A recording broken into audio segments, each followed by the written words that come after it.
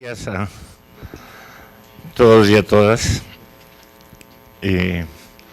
Me tocó la tarea de reemplazar al profesor Garay, tarea que no es nada fácil. Además, estoy como en un tema diferente de los que anunciaba César hoy, porque César decía que en esta sesión íbamos a hablar de las experiencias internacionales. Yo voy a hablar de un tema eminentemente doméstico.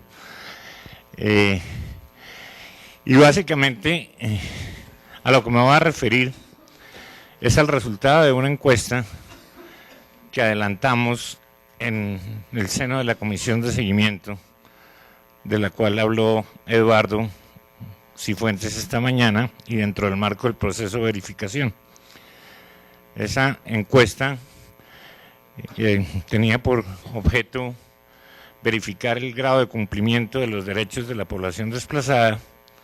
Le incluimos un módulo sobre tierras, tratando de cuantificar de una manera rigurosa desde el punto de vista estadístico, es decir, a través de unas muestras que fueran lo suficientemente representativas, la pérdida de bienes que había tenido la población colombiana víctima del delito del desplazamiento forzado, que de pronto para nuestros ilustres visitantes es bueno comentarles que hoy en día llega casi al 8% de la población nacional.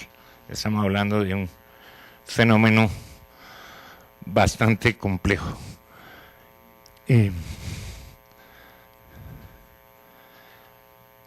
Los objetivos de esa encuesta eran básicamente mirar la pérdida de bienes por parte de la población, calcular más o menos cuántas hectáreas se habían perdido o habían sido perdidas, digo yo, porque o fueron despojadas o fueron forzadas a dejar en abandono,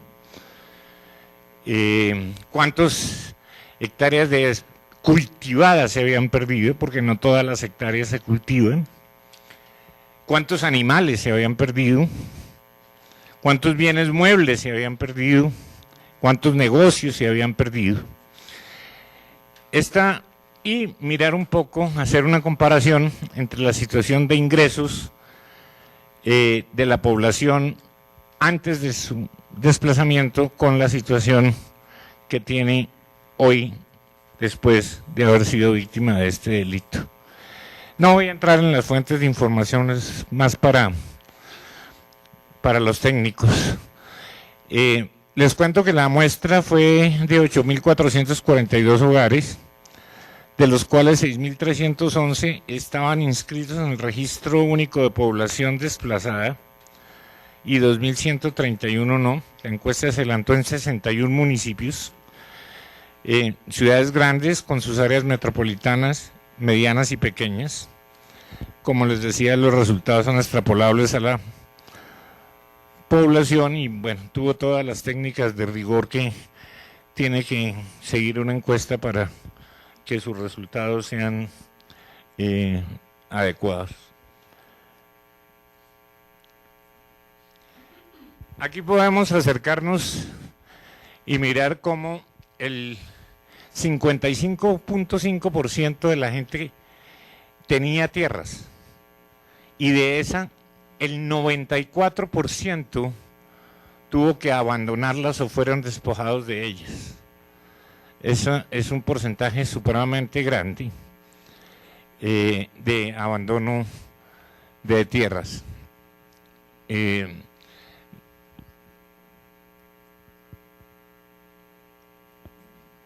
En cultivos podemos encontrar que el 43.8% tenían cultivos y el 91. Si veo bien, 3% tuvo que abandonarlos también. En animales podemos ver que el 77.5% de los grupos familiares tenían aves y el 89.5% tuvo que abandonarlos. El 49.5%... ¿Le hace subir un poquito? El 49.5% tenían cerdos y el 87.6 tuvo que abandonarlos. El 24.5 tenía ganado bovino y el 86.8 tuvo que abandonarlos. El 36.5 equinos y así sucesivamente. Es decir, hubo también un abandono sustancial de los animales de los cuales ellos derivaban buena parte de su sustento. Así podríamos decir que hubo una pérdida masiva de bienes. Una pérdida masiva de bienes que implica una pérdida obviamente de su patrimonio, pero adicionalmente de su posibilidad de generar ingresos. Porque al perder los animales y al perder los cultivos, disminuyeron ostensiblemente la capacidad de generar ingresos de esa población. Pero además tuvo serios efectos sobre la seguridad alimentaria, porque buena parte de los cultivos, ellos dejaban una parte para autoconsumo. Y como vamos a ver más adelante, los cultivos típicos de esta población son cultivos de seguridad alimentaria. O sea, también tiene un efecto sobre la seguridad alimentaria. Y adicionalmente, les generó un desarraigo. Ellos perdieron todo contacto con sus redes sociales en los lugares donde vivían. Tuvieron que venirse, la gran mayoría de ellos se desplazó de un medio rural a un medio urbano, sin contactos, sin conocimientos, y donde no tenían las cualidades o las calidades para poder trabajar en la ciudad, porque en su gran mayoría, por ser campesinos, tenían habilidades básicamente para la explotación agropecuaria y no para las labores que se demandan en el medio urbano.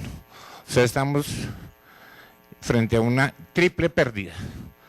Los desplazados han tenido una triple pérdida de bienes, de capacidad de ingreso, de generar ingreso y de desarraigo o de sus territorios y sus redes y contactos.